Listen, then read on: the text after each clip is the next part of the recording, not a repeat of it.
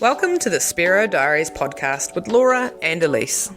Two Kiwi mermaids talking about spearfishing and ocean adventures. We are back with the BJ combo, two slayers from the tip of the tail.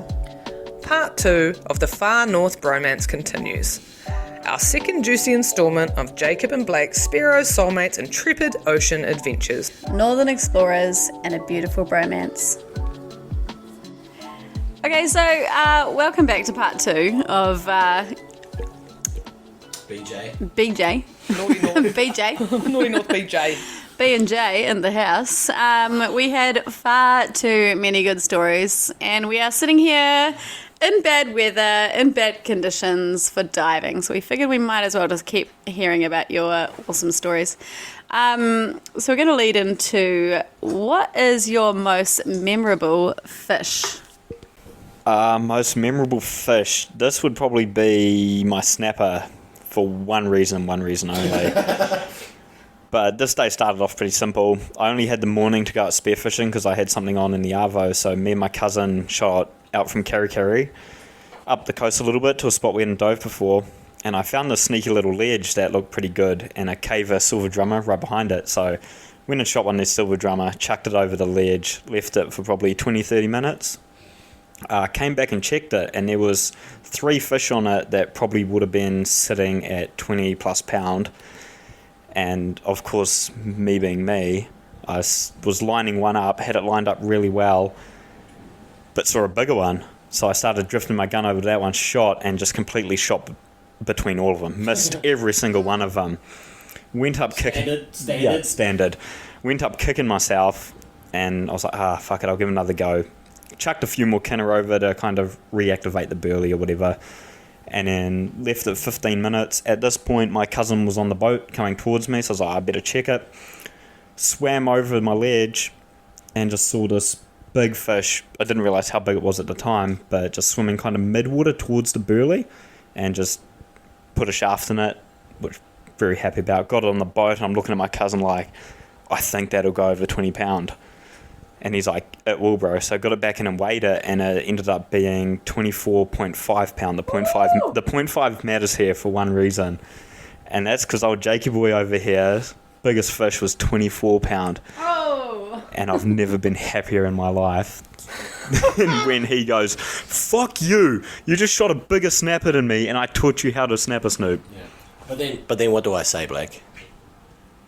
What do you say? Well, I say, what about your biggest kingfish, bro? Oh yeah, my biggest kingfish. And that shuts them up. And that would be my memorable fish. I must say, it's pretty hard to go past this one. My big kingfish, which was right at the end of lockdown, and we could go out diving again. Shore diving, of course, and I was up in Hohora, so I went out to this new spot that I now call Hendurva Reef, as all my mates around me would know. Don't know why I called it that, but it kind of rolls off the tongue. I liked the Minerva Reef at the time when I named it, so I called it Hendurva Reef. Anyway, got out there and went for a shore dive. It was fluttering along, just had my little 110 Brownie, which is a Weddy gun actually, but Brownie just relabeled them. And went out there, went diving for snapper and had a little float line, looking around, and I was diving down, smashing up kinner with a rock on the bottom for snapper, and I look up and I saw 2 kingies in front of me. One was small, well, smallish, I say that, but it was like 10-15 kilo, and the other one just completely made this thing look tiny. It was huge, it was dark, it was on the edge of the viz, and I was like, my god, that thing is a tank. Come up to the surface, tried to compose my breath. My gun is still lying down on the bottom on the ledge, and I was like, well, you know, I might not get a chance at a fish like this again. It probably won't come in, but you never know. So I dove back down, dropped my rock as I was sinking down, picked up the gun, did a couple of grunts and look up, and this thing is charging right in at me. And it turns right in front of my face. I can still see it exactly. Turns right there. I push out, boom, shoot, and my shaft goes through the pec fin, just behind the pec fin, and it's a clean all the way through out the other side. And the fight is on, and this thing, I shot it and got to the surface and could not stopped my heart from racing. It was going insane. This thing was shaking its head. It opened its mouth straight away as soon as I shot it and was shaking its head and was powering around. Luckily, and I don't know how, but the shot was just good enough to injure it or did something to it that it didn't pull up a full fight like the kingfish it should have. Because if it wanted to, it would have been bye-bye spear gun, bye-bye float, and Jacob going home very, very sad. But it didn't, and we put up a big fight. It took me probably 25 minutes to land this fish. It was a big game of cat and mouse, so I dived down, try and grab its tail, but I couldn't get my hand around the base of its tail. And then as soon as I get closer, it would kick away, and I would just... it got to the point where the shaft had worked its way back through the fish, and I could see the flopper tapping against the skin on just the other side of it. And every time that fish would swim away, I'd feel the line rubbing through my hands and go, then made that sound. You just hoping the shaft never pulled out, and it didn't. But I had cut. I believe now that I'd shot through one of its main veins, just above its pec fin there on its lateral line, and every time it kicked, it would piss out a little bit of blood, which you can see because I was blessed to get this all on video as well. So it'd piss out a little bit of blood, and the flight just slowly drained and drained and drained, and then eventually I got down there, got a hold on its tail, ripped it to the surface, and got my hands in its gills. I didn't have a knife, which was rather interesting. I think it fell out of my knife holder or knife pocket. So I had my hand in the skills, unclipped my float line, passed it through, clipped it back on, and then ickied it with my spear and bled it. And I swam that thing back to shore, got it up on some scales, and it was 42 kilos, which was crazy for a shore dive. It still kicks me to this day. And yeah, it was nearly as big as me, and I was 6'6". So yeah, that's probably my most memorable fish. I don't think I'll ever forget it, or probably will never achieve something like that again. But yeah. That is incredible, to be able to get that on a shore dive, and then also just after lockdown. I mean, the fish were probably, not used to seeing people for a little while. They're like, where did everybody go? So a big giant fish like that, on a big giant person, in the photos, do you have that problem? Like when you get a giant ass fish, it probably looks like it's double my size. When you hold it, it just like, looks kind of like normal size. Like, do you have that problem often? Don't even get me started about this. This is probably the worst part about being 6'6", is I'll shoot a 20-pound fish and all the boys around me go, yes, like we've cracked it. And then I look at the photo and I'm like, fuck, that thing looks 15 pound. Like it's tiny. I mean, I take the piss with it now. I've got photos of me holding a 90-kilo swordfish off the ground, and it doesn't look like it. Looks like a little 50-kilo swordfish and stuff like that. It's but that fish did look big on me. Yeah. And when a lot of people tell me it's not that size, but then they meet me in person and they're like, holy shit, okay, and they realize how big it is. But Yeah. I mean, my boarfish yesterday, it wasn't a big boarfish at all. Like, it was my first one, and I hold that thing, and if you saw the photo, it's pretty comical. It looks pretty small. But yes, that's a problem I always face. So if there's anyone out there that wants to be a fish model, please come along. That's so epic, man. So pumped for you to get a 42 kg. That's just unreal. I don't even think I've seen that in the water. It's bloody huge. So I would like to talk about your best snapper that you've ever got. You got a good yarn about that? I've got a better yarn about the snapper that I didn't get, but I'm sure we'll touch on that later. My biggest snapper, I've shot a few actually that are around the same size, sort of 24 pound. One I weighed, the others haven't, but they're the same length sort of thing. So I've been weighing them now to try and get one that's 0.6 to beat him. But a few times, one of them, the most memorable one, was probably at the ties, which was 24. I think it was just a little bit over 24. And I played cat and mouse with this fish for about 4 or 5 dives, right down on the edge of the drop off. The top of it's 15 meters and it drops to 22 on the sand, like we've talked about a lot. And I had seen it just swimming along down there while I was sitting on the ledge. So I chucked some kinner and dropped some fish frames over. And every time I'd dive down to the ledge, it was just sitting off, or it was the bad time, it was swimming away, or just coming in, or sitting high.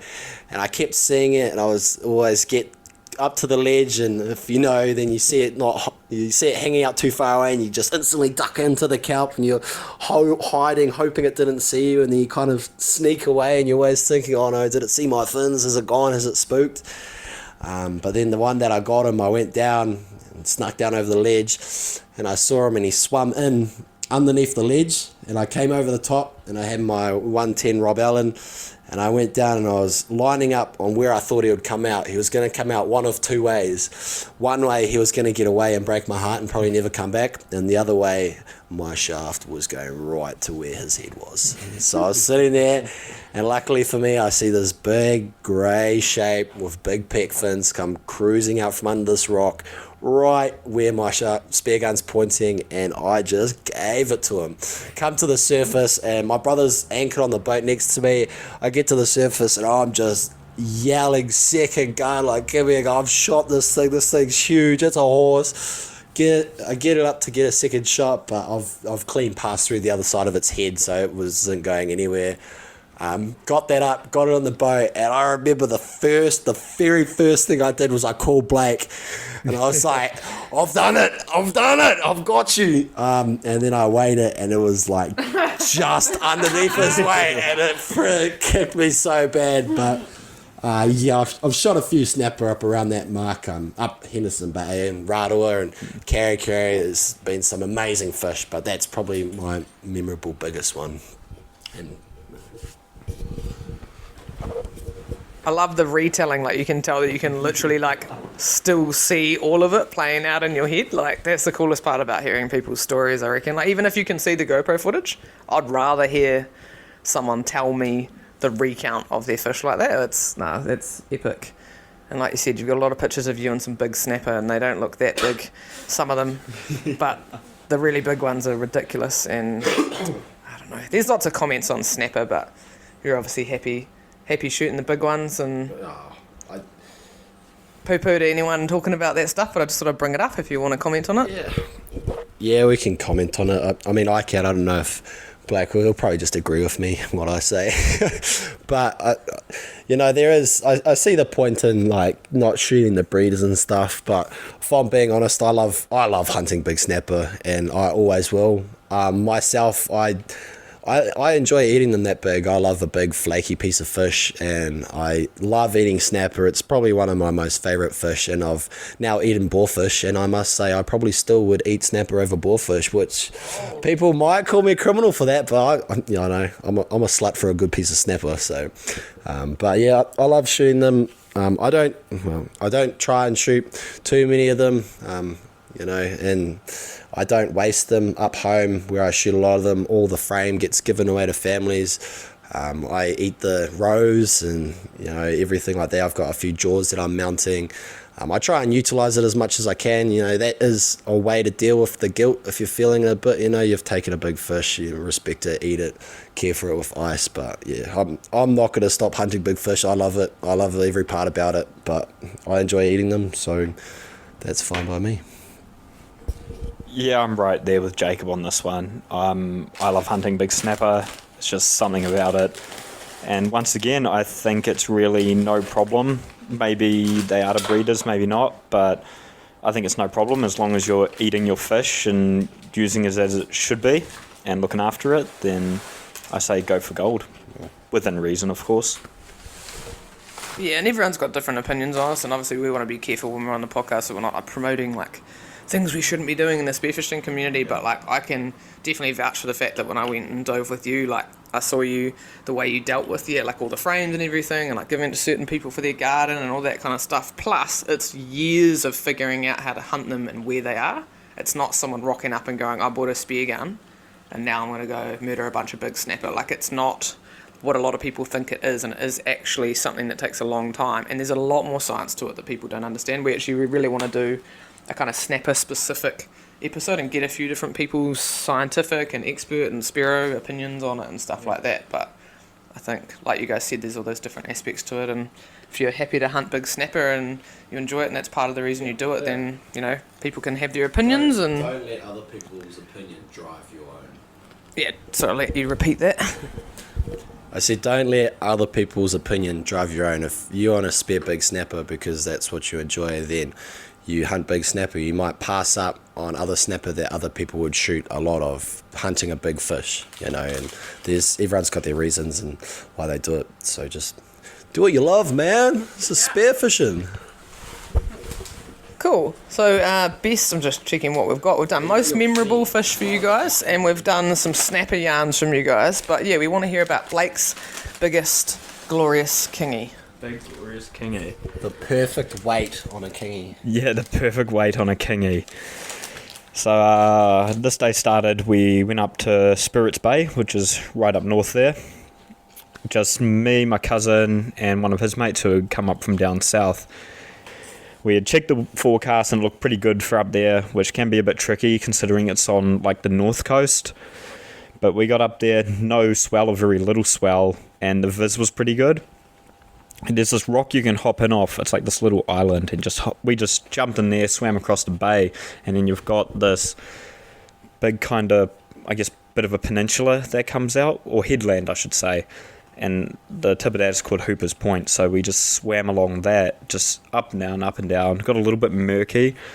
But on this day, the current was pumping along there, and we actually had grey knife fish, which was pretty cool, because you don't see too many of them. Yeah. And I just happened to do one dive. Well, not one dive, but this dive, dropped down. It was kind of murky, and I found sometimes when it's murky, but you know you're in a fishy spot that can hold kingfish, I'll just do a couple grunts, even if I don't see anything. Mm-hmm. And it worked on this day, because I did that, and then just these two kingies came in, and I thought they were maybe like 18, 20 kilos. So shot one, shot it really low, straight through the guts. Classic Blake shot. And it just charged off, took probably half of my reel line by the time I got to the surface, and I was only in like 8 meters of water. So peeled off my reel line, I'm looking at the bro, I'm like, I need a second shot, like, this is bad. Headed out towards the peninsula, and I see my line looping back around, and my cousin sees the fish, he's like, did you shoot? And I'm like, yeah, second shot. They both missed their second shot. I was like, oh, this is not good. But lucky enough, I landed this fish on pure luck. It shot back into the shallows and then wrapped itself in the weed, and it was just down there doing loops in the weed, still stuck on my spear gun, on my shaft I should say. And I was like, I could see it ripping through its guts. I was like, uh-oh, I'm going to lose this. So I just swam down, basically held on to it the best I could and ickied it down there and managed to land this fish. No second shot, just pure luck and a gut shot. It's got me a few fish, actually. Nice. Yeah. And what did the perfect weight come in at? What did it come in at? That came in at 29.6 kilos or something, which was gutting because it didn't quite hit 30. So that's my perfect response to Blake when he says, how big was your snapper? I go, how big was your kingy? I guess that's one thing, right? We've always got something to top each other on. until I go and shoot a bigger snapper. What do you mean until I go and shoot a bigger kingfish, that is? I look forward to seeing those updates when you guys clean each other up and that, because now we'll understand the context. I'm still visualising you just down there, like, I find it hard enough dealing with a kingy as it is, but like picturing you going and icking it under the water when it's that big and just like holding onto it too, like you say luck, but that's not, like, you need to be pretty skilled to be able to do that too. No, he wasn't very skilled. Oh, well, I reckon that, given that I just lost my PV kingy at White's a couple of days ago, and it was only, well, we don't know what it was obviously, but over 20, and it like popped my Probably float 40. up like that, and the boys over were like, whoa, that's a big fish, and I was I was watching it next to me, and I hesitated for ages because I thought it was undersized, but it was just because the clarity of the water and there being no other fish around it, and I just haven't shot that many big kingies. But then seeing the float just pop up like that, knowing how hard that was for me to deal with, and it was somewhere over 20, like knowing how heavy you guys fish, I'm just like, it just blows my mind that, you know, you can say, oh, it's luck or whatever, but there's so much that goes into handling a kingy safely and well, and dealing with that random stuff that happens. And the same with snapper, like knowing how to hunt and snoop snapper, and you talking about playing cat and mouse, like you talk about it like it's chill, but it's a huge amount of knowledge and understanding and like skills that you have got in your repertoire to be able to go and do that. Yeah, it's kind of like I said before. It's stuff you learn while you're diving. You know, you can try and tell somebody all these little tricks, but until they do it and until they fail and learn, there's stuff that I will do without thinking about that I don't tell people, and that's because I've learned it and just it's become second nature to me in my diving. So you just, you know, you're gonna fail, you're gonna win, and you're gonna learn from it all. They do say that there's plenty of fish in the ocean, but could you tell us about the one that got away? The first one that comes to my mind would be when me, Jacob, and my cousin went for a dive around Shipwreck Bay. Yeah, up at Ahipara. So we had shot out this day. We were out getting crayfish. I think we had an event coming up and we wanted some crayfish. So we shot around. It was rougher than it was meant to be.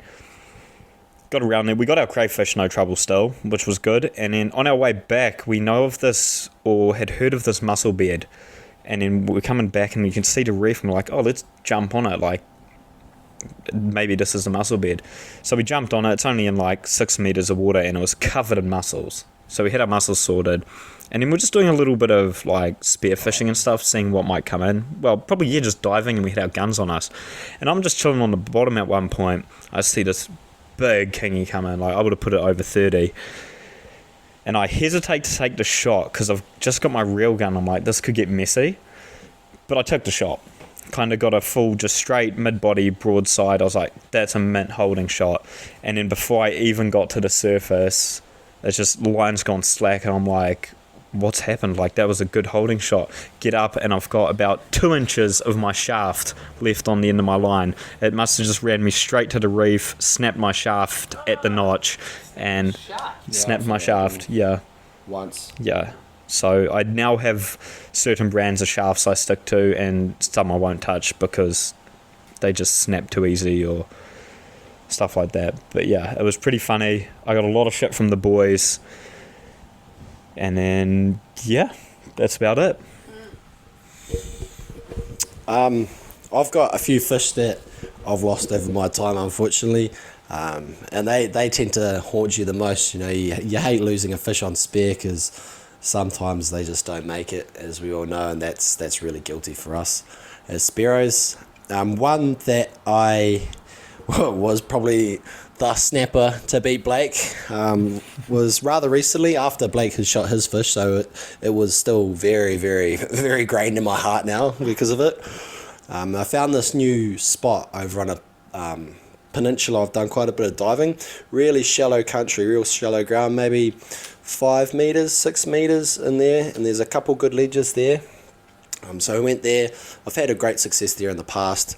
And I set this burley on this good drop off, nice over a nice bit of sand and some small sort of kelpie, more like grassy seaweed on the bottom, a little bit of kinna that I use for my burley, and I set this burley up, and I came back and checked it, and the snapper that I missed was actually swimming onto the burley when I came in, and I nearly thought it was a stingray on its side as it was swimming in. It was really, really big, like biggest snapper I've ever seen before, and I've seen some mooches. So they went slowly, snuck over because it came into my ledge, and I was shaking underwater. It was like that kind of big, and I came down, and it was there, and I just took a couple seconds. Well, it felt like ages, but just took a second to compose myself. And I put my gun out and I slowly stretched out, and it was still sitting there, face full of kinda, happy as Larry in at this burley, and I'm drifting down, and it's happening. It's right in front of my face. This is it. This is the snapper I've been dreaming of. This is my 30-pounder right here, and I hear, and then I shoot, and the snapper moved its head just slightly, and I shoot the scales off the side of its face, and my shaft gets embedded into the sand.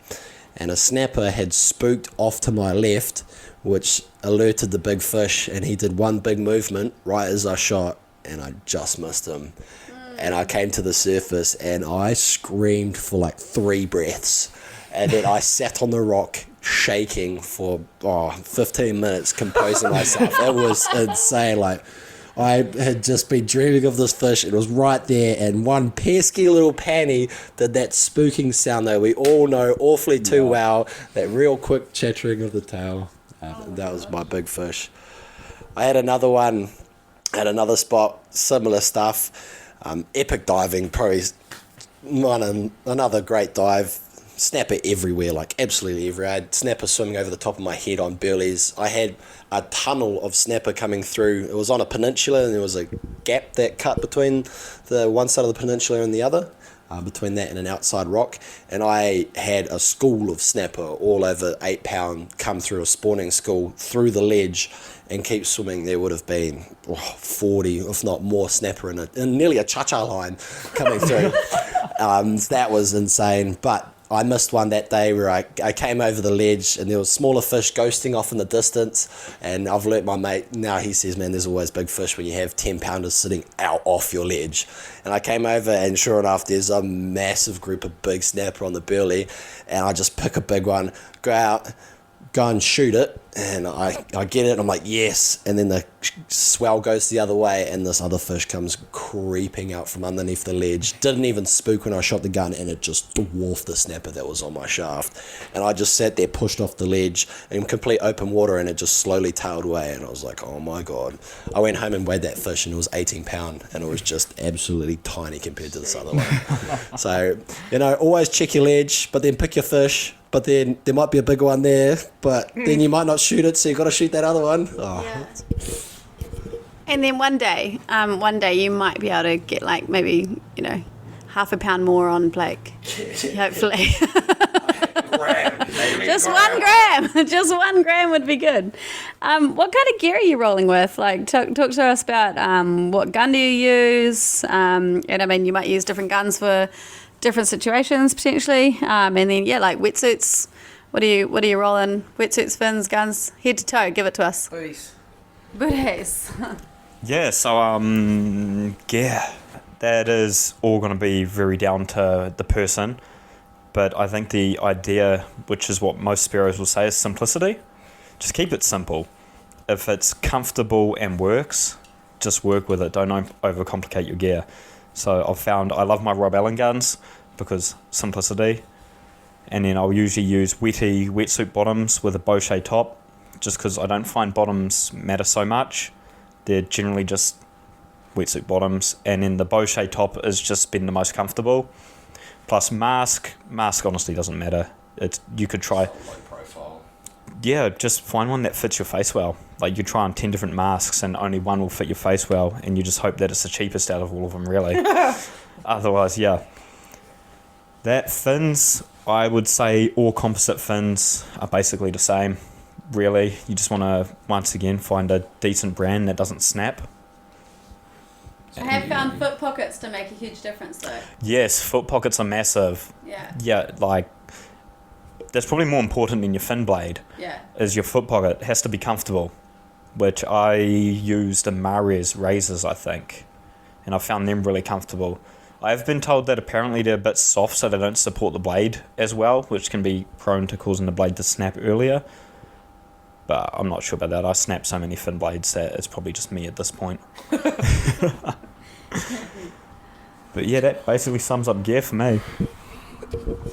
Yeah, I've gone through a lot of gear since I've been diving when I was 8 and 23 now, so I've been diving a long time, and whether that's because I've got a new gear or because I've grown up and grown out of gear, but I out of all the gear. All the gear. Everywhere. Yeah, here, there, and everywhere. But I use composite blades. I moved for plastics a little while ago. I got Rukus, which I was blessed. Heaps of people talk about Ruku snapping, but I think it's just you get batches that are good and batches that are bad. And I was blessed with a good pair because they have been through the wars and they still kick me through. Recently, I got some composite commercial divers. Got blessed with an opportunity to purchase a pair of those. Those are really good. I'm finding I don't find them too different to my Rukus, but I think I will when they get under load. If I'm fighting a big fish or carrying an anchor on my boat or random stuff like that. I just use wetsuits, mainly because they're the cheapest or they're just comfortable and I get them. And I've used Marias before. They're much of a muchness, honestly. I don't mind either. I recently bought a Luke Pot suit, so that's in the mail somewhere. Excited to try that out, which will be good. I got a rubber weight belt. Don't really care about the brand, but having a rubber weight belt's really good. And then my gun, I run a Rob Allen. I have fallen in love with Rob Allens. You can change from a roller to a traditional gun in a matter of minutes, and you can do that on the fly. You can have one roller head that works for all your different sizes of guns. I use a 90 roller, Rob Allen. If I was to choose, I would love a 100 roller. I made one for my brother, and every time I go north, I use his gun over mine. A reel gun, I love hunting with a reel gun. I love hunting snapper with a reel gun and kingies. It's unrestricting when you're diving, but you must have a belt reel with your gun if you're not prepared to let it go. Because no matter how many times I've loaded my roller, there is still occasions when I get a muzzle wrap. And if you're not prepared to let your gun go, then you're not ready to use a reel gun. Because it's just a fact of life. If you can't drop that gun, then you're going to have a blackout, because it's going to happen and you're not going to be ready for it. So I run a belt reel. I've had it a couple of times where you get a muzzle wrap on a big kingy. I know what I do. Clip onto your belt reel, you're still fine. You still have 50 odd meters of line on your belt reel to fight that fish. So I do that. And then, yeah, mask is comfy. Snorkel is whatever is the snorkel that I have at the moment. I don't know. And yeah, that's sort of my gear. I don't wear booties. Which is kind of comical, because my feet were too big when I was growing up for them, and now I've realised that booties are a bit of a bitch, and they get holes in them because you just walk in them, or they're too small, or you lose them, or your mate borrows them. So I just say, fuck it, I'm never going to wear booties. Never known any differently. My gloves are... Gardening gloves, aren't they? Nah. Well, I've used them in the past, but they're just like the leathery sort of gloves that are not too thick. Yeah, just good feeling. Just a thin enough manoeuvrable. Yeah, a manoeuvrable glove that has enough protection that you don't feel like screaming when you grab a packy by the face. So, yeah. Yeah, I agree with what you're saying about foot pockets. I mean, Lisa talked about this recently, because I just switched to those pathos ones. Yep. And before that, I had fins that were like a little bit too big for me, but just kind of didn't fit my shape. And like now, like I'll wear fins. I've got dive composites as well, but I had dive composites before. Like wearing them just feels like you shouldn't be thinking about wearing fins. And up until I had pathos pockets, I always was real conscious of my fins kind of being on and not fitting properly, and kind of feeling like they're going to come off on current and stuff like that. But yeah, no, it's interesting. I'm still letting heaps of people talk about their setups with their guns, and even understanding rollers and reels and all that kind of stuff. Like, it's not something I'm confident enough to do. But people have recently been talking to me about, oh, like, why haven't you tried a different gun for this? Or why haven't you tried a different float line for bigger kingies and things? And I kind of was just like, nah, I'll just stick with the basic stuff that I've got and learn that properly first. Worked really well at White Island, didn't it? Well, yeah. I also had a giant knot in my line, which is my own fault. So we can't blame the gear, blame the Spearo. I don't understand that, Laura, because I've never, ever in my life seen that green line tangled up in any way. I recently, I don't know what's happening, but fingers are going in different directions. I've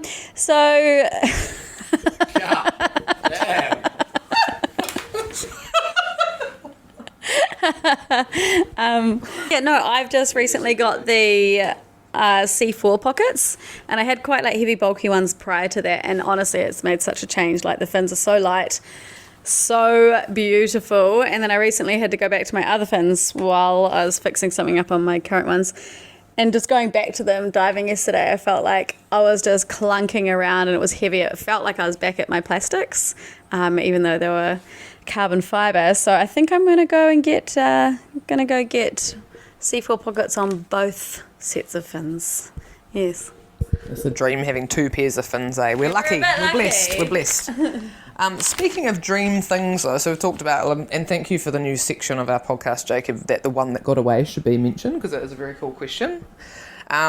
We seemed to glaze over before a dream fish for you guys, because we were talking about the wahoo and how you guys were trying to do that. But is the wahoo the dream fish, or do you guys have a dream fish each that is your, ultimate fish you're hoping to get sometime?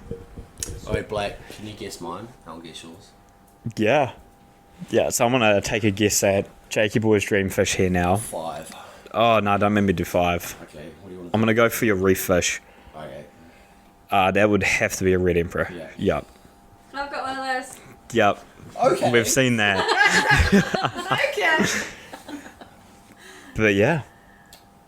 Do you want me to try to list off the rest? Give it a go. No. Give it a go. I reckon you can. Let's go a big dog tooth, Yeah. a wahoo. Yeah. Oh, what else would there be? I feel like we may have said yellowfin. Yeah, a tuna. Yeah, a tuna. And then a marlin.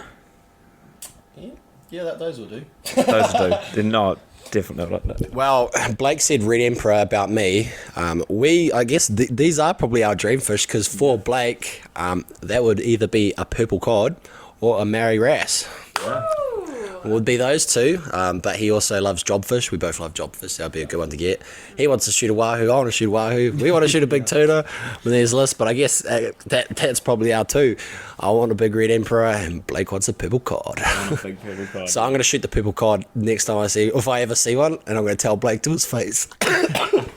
I'll feel free to talk to Elise. She shot both of those over in Aussie, like in Champion. She can give you some tips, some little rundown, and you listen to the Aussie Anytime you like. episodes. big bullfish, right?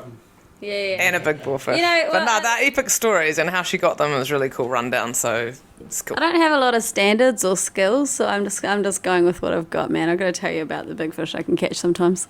So Makes you feel tall. yeah, I'm very short. Well, those are some good rundowns on memorable fish, and there's a couple other things you guys sort of like wanted to mention that we have a little bit of info on. And one of them was, I think, Blake, you said about the time that you either witnessed or swam with orca. Yes, that was pretty cool. We were out working one day, and we're just coming along on the boat. I wasn't paying too much attention at the time, and we just like veer off, start boosting in this other direction. I'm like, oh, what's going on? And the boys are like, oh, there's orcas. We're going to dive with them. And I've never dived with them before, but I'm like these things are apex predators. So I was really nervous actually getting into the water with them because they are big and eat sharks. Nom nom. Nom nom. Yeah. So yeah. But Right, Blake, you hang out with me. I'm big and scary. big and scary. But yeah, it was pretty cool actually because we got next to him or just ahead of him and we all jumped in, and it was like you jumped in with them and all the fear of them went away because you kind of get in there and you're like, oh, these things aren't actually interested in me or eating me at least. And they just kind of, most of them just swam on by, but one came back and circled back and just swam around us for a bit, got really close. It was just a really cool experience that I hope to do again, and I'm sure I will manage to do it again. But it was mostly that sense of fear that just disappeared as soon as you were with them. Yeah. Nice. And then I guess I'll get on to the sunfish story. This was kind of entertaining. We were once again boosting along on the boat, and we hit something, and we're like, what's that? And then look back, we hit the sunfish on accident, of course, just didn't see it. Shot back to it, and we're like, oh, is it okay? So we all jumped in the water and swimming with it, and it was okay. Had a couple scars, but it was still swimming along there. And I'm floating on the surface just looking down, and I just see my dive buddy just dive down next to me. I'm like, what's he doing? And he dives down under the fish, and I just watch his hand go up, and I kind of dive down at this point and look, and he just sticks his finger straight up its ass, like knuckle deep. And I just look up, we come to the surface, I'm like, what the fuck was that? He looks at me, he's like, I just had to know. He's just like, I just had to do it. And I'm like, what do you mean? Life's full of opportunities, And mate. none of the other boys on the boat had seen this. So we get up on the boat, and I'm like, do you know what he just did? And they're like, no.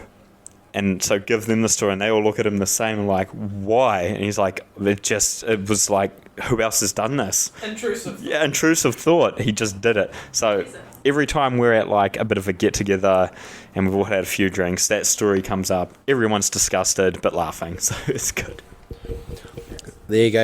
You got a rare insight, and Blake broke the cardinal rule of the boat.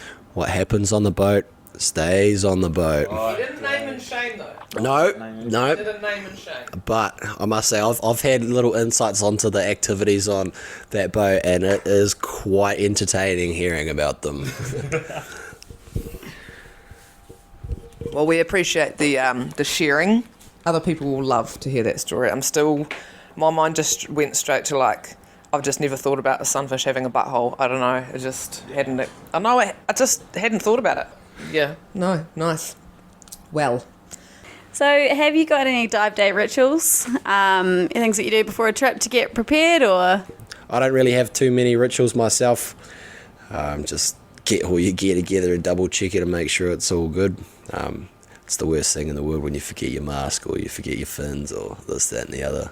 It's because you guys have got such good knowledge of each other's diving and know each other so well, and like you're saying, you can be in the water and like know what each other's doing, and the fact that you don't solo dive heaps, obviously, unless you're getting snapper, like you actually stick together. We're quite shocked that you guys have never competed together, because that's like perfect like situation for competing together. Would you consider it? Is there a reason you haven't?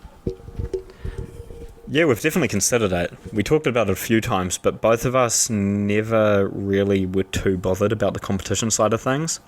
We really just loved hunting big snapper. That was mostly what we did when we were up north.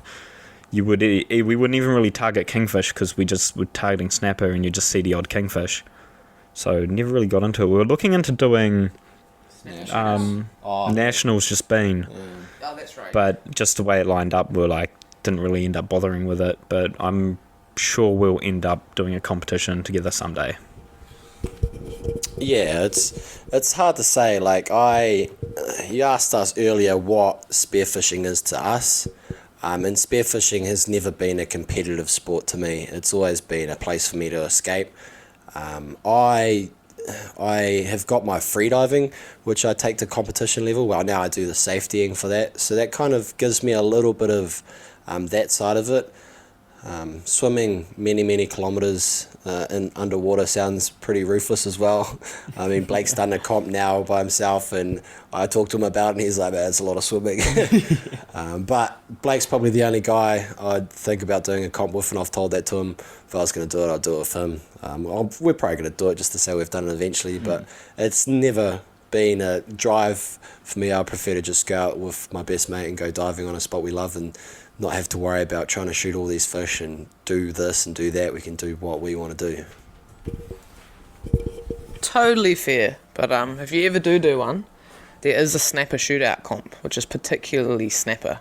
So maybe that's an idea for you guys. I think it's run by the Kiri one, and it's been maybe like a month or two ago. So hey, that could be a goer. But we're sure you guys would be a very good pair if you did decide to compete. Like you said, it's not for everybody, and it takes the spice away from diving for some people. So yeah, and you already do enough adventures. Probably don't need the adventures that we seek.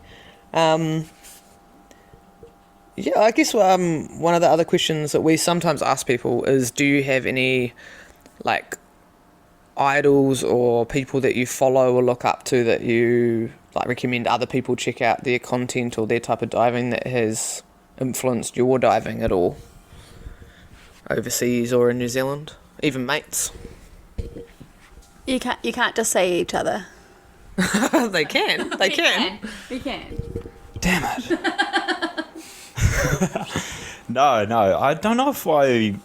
Growing up, I definitely did. So growing up, I watched a lot of Aquatic Rehab, of course. I'm pretty sure everyone did. That, and then my other one would probably be a guy named David Okoa, I think is how you pronounce his name. And that is just because I absolutely love his videography underwater. And the way he edits his videos, I think, are just super cool. But other than that, I've come to meet quite a few of people that I saw kind of as idols probably growing up. And they're just like, they're normal people. Awesome people. But you kind of, like, once you meet them, you're like, they're just exactly the same as me. Just love to go spearfishing and, yeah. But you can learn a lot from them, so there is that. For me, it's definitely got to be Blake. Nah. Growing up, yeah, a lot of diving alone, so I actually looked up quite a lot to Luke Potts from Aquatic Rehab, and most of my techniques and how I've hunted fish have stemmed from learning from his videos and what he said. All of the stuff about kingies that I've ever sort of learnt has been from him, and the way he hunts snapper. I mean, I still look at him this day, and the snapper he pulls out of the Gulf back to back to back is just, phenomenal. I mean, he's kicking around on a little Mac now, for God's sake, in the Gulf, and every other video is like still him shooting a big snapper off the back of a bronze whaler, or he's pulled one out of here, or he's poked one with his spear gun, and it's just like, I don't know. I want to take that man and put him on some of the spots that I've gone and just go wild, mate, go see what you can do here. So yeah, that's probably one. And David Okoa, like Blake said, it sort of gives you a glimpse at what spearfishing and what diving really can be when you look at his stuff. Like, he showcases some of the best locations in the world and some of the best spear fishermen in the world that, go days without shooting something that they've travelled 3 days to get to this reef, and they don't shoot things for 2 days, trying to shoot a big doggy, and then they just don't get one, but they're all still happy about it, which, that sort of stuff gets you. I'd be bummed out, but they're still fizzing. I don't want to create turmoil in the bromance here, but Jacob, you have mentioned not knowing many Spearos in Auckland and needing some people to dive with, and Luke Potts does live in Auckland, so maybe you could do a wee spot trade, a bit of a snapper bonding. Luke Potts, if you're listening to this, if he ever listens to any of our other podcasts other than the one that we made of him, hit Jacob up online, send him a picture of your fish, get chatting. But in all seriousness, I'm sure there'll be plenty of people for you to dive with in Auckland now. Blake's here diving with people in Cora, so I guess sometimes you just gotta find some other people. Gotta find some Auckland Spearos. Hey, maybe we should. I've thought of this. I've joked about this before. That instead of Tinder and Grindr and Hinge and Bumble, that there should be an app for Spearos to meet buddies. What? Salty shafts. Shafter. Yeah. Heard it here first. Yeah. Shaft him. Speared. Shafter. Speared. I like speared. Shafter. Shafted. We'll brainstorm on that. But very important having good buddies and finding buddies. Something else we often ask too, and you guys have given quite a few bits of this sprinkled throughout, but it's about stuff like you sort of must picture yourself at the start of your spearfishing journey before you have all this repertoire of knowledge, and if you could give yourself one or two hot tips to that beginner Spearo back then, what would you tell your young Spearo self?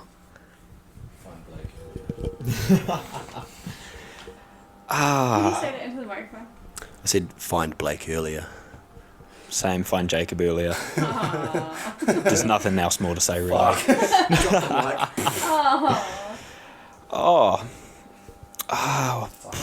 That is a hard one, because with spearfishing, it's kind of you're just learning along the way, and there's not too much I'd really change, because there's only so much you can do. But maybe just slow down in the water. Just slow down. You don't need to rush anything. Just go slow, and it tends to work out a lot better than if you're trying to rush to the bottom, rush to the surface. Just slow every movement down, and you'll just find yourself doing better. Yeah, there wouldn't be too much I'd give to myself. I was quite happy with how I progressed with the way I thought of safety. I got good at diving and got to some comforting thing. Well, I got to some discomforts through my dives, and then I went and sought out safety advice and joined a club. I would probably say, Blake, relax. Everything in spearfishing gets better when you're relaxed. When you're relaxed, fish approach you more. They don't notice you. Your breath holds better. Your duck dives better. You're more fluid through the water. You're going with swell. One other thing that I would say is you don't have to dive deep. You don't have to dive far to find fish of a lifetime. I many of time have seen world-class fish in water that are right at my feet. You don't have to go all the way out offshore. One of my mates, Max Middlemass, I give him shit because he'll pull a big snapper out of Lake Taupo, but I've seen him swim into water I can nearly stand in and pull out big snapper. So you don't have to go. I used to always dive out deeper and try and push out as far as I can offshore, and now I'm nearly sneaking back in the other way in my experience. So yeah. Lovely. And we were going to do a bit of a hot five to finish off, but we actually remembered that there was a shark story that you guys had as well that you haven't shared. Did you want to give us a little rundown of that? I think. So you said it was like one of the most kind of like full-on shark. You've obviously seen a lot of sharks, but like a full-on kind of interaction with a shark. So we went out for a dive with Blake's old man and his... Was Julian your cousin? Yeah, Julian, my cousin. Yeah, we went out with Julian. We went out to the Tai Tais, of course. Freaking love the Tai Tais. And it was pretty murky this day. Probably, what'd you say, 6 maybe? Oh, yeah, 5-6 metres. Yeah, hazy as, dirty, shit water, but we're still smiling, talking shit on the surface. We saw a little mako this day. It was so small that I thought it was a kingfish and nearly shot it until I realised it was a mako. So that was pretty entertaining. But then one drop, we went down. Had we seen the bronze whaler first? No, we hadn't. Oh, hang on. No, I think we may have seen it on the previous drop, and then you shot the kingfish. Yeah, so I dropped down, had a kingy come in on me, shot this fish, and the bronze whaler had the classic characteristic broken jaw. So we were there fighting this kingfish, and I look down and I see the white glow of its face coming up at me, and it does not stop. And I don't have a shaft, I don't have a spear gun. I just got my float line and my and my shaft there that's in a kingfish kicking around. Thankfully, my guardian angel came over my shoulder and he nearly buried the shaft into this bronzy. That was, I could have nearly kissed it. It was right next to my face. And he pushed that away, and it didn't get off us. It turned, and it kept coming back, and Blake was knocking it. I wrapped the kingfish in one hand and grabbed the bunt end of my gun, and I was hitting it with my unloaded spear gun, and we were pushing this thing as hard as we could, and it wouldn't back off. It got to the point where I was like, right, I'm going to have to do with this fish. So I ripped it up, ickied it, threw it in the boat, and yeah, it was real intense on the surface there. We were back to back for a little bit, dealing with this shark in 5 meters viz. And this was probably a meter or two from the boat, right there. Pushed up right against the boat at this point. And Blake's dad and his cousin were like, "What the fuck's going on here?" So we got back in the boat, and I think that was the end of our dive after that. I think that pretty much was. Yeah. The water was dirty, and we were just like, "We got a kingfish, let's go in." We're like, "Fuck this." So yeah. Nah, fair. It's always good to hear that, not everyone's all pretend ego cocky about not being worried about sharks. Sometimes they're just pests, and other times they're cool to see, and you got a good buddy, you can sort it out and still land your kingy and get out unharassed. My asshole was quivering with that. It was still scary. It was pretty nerve-wracking. We were there having so much fun, like fighting it off, but there's still that bit of like, this thing could fuck me up. Yeah, if it bit you, you'll know about it. Yeah. Yeah, never a good attitude to have, to think that sharks are just like dogs only, or that they're chill, because they can fuck you up. And yeah, they're there. Couple of finishes then. The hot 5 thing I've created that doesn't exist yet. Would you rather dive, and you can both answer separately, would you rather dive old spots you guys know well, you've talked about them a lot, or new spots, going to new places you've never been? Blake? That's hard to say, but probably scouting new spots. Going to new spots and just different places around the country is so much fun, because, yeah, you're not always there to shoot big fish. Sometimes just looking at new spots and hope that you find a really cool new spot. See, I'm going to go the other way here.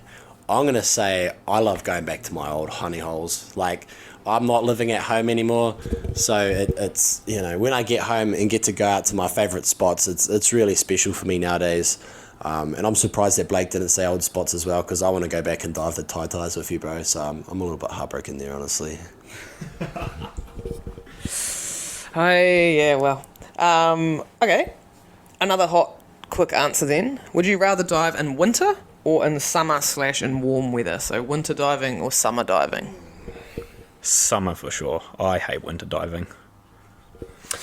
Yeah, I'd say summer too, but I must say I've seen some of the best fizz of my life in the dead of the cold of the winter, so that's got that too. Alright, one more and then I'll pass it over to Elise if she's got a hot 5. If you had to pick your last dive of your life, in New Zealand or overseas somewhere?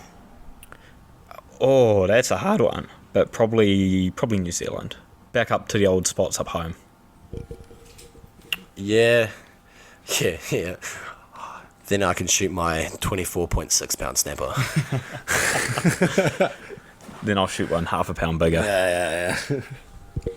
Would you go a raw fish dish or would you go a cooked fish dish? Probably a cooked fish dish for me. Yeah. Yeah, give me some fried snapper wraps any day. Because we've got an idea for an episode to do this between ourselves, like, overrated, underrated. So, overrated or underrated snapper. You've kind of already detailed this, so you think this is like elite table fish over everything, Jacob? I reckon snapper is bang on. Overrated or underrated snapper, Blake? Probably a little overrated, but it's also such a simple fish that it works with everything. It's almost not overrated. It's bang on. Fuck, it is basically bang on. Yeah. Alright, overrated or underrated, a weekend with your bestie dive buddy in Coromandel, having gone diving and sunk a bunch of tins. Once again, about bang on. Yeah, bang on. Yeah. If not, a little bit underrated. Yeah, it would be a little bit underrated. Yeah, I reckon we should try it again, just to make sure. Yeah, next weekend? Yeah, sounds good. Yeah, I think that works. Yeah, sweet. Interesting. I think we should leave it there. I was going to ask how you guys calendar your hangouts, because me and Elise are in the new phase of long-distance friendship and trying to, make sure we're both free, but you guys have obviously got it down. You just ring each other up and say, how much do you love me? So I think next time I want to go on a dive trip with Elise, I'm just going to text or ring and say that, and then we will know that it's a precursor for planning a weekend. And I'll be like... Works pretty well. All right, thanks, guys. We love the energy that those boys shared with us and hope you enjoyed hearing how these two have each other's back in and out of the water. One of our best captured yarns so far, if you ask us. Cheers, boys, for coming on, and we look forward to watching you battle out for biggest snapper and kingy to you are old Spearo men. If you've enjoyed this chat, share it to Spearo Mate. If you want to get in touch, drop us a DM on Instagram or send an email to spearodiaries@gmail.com. Toodles!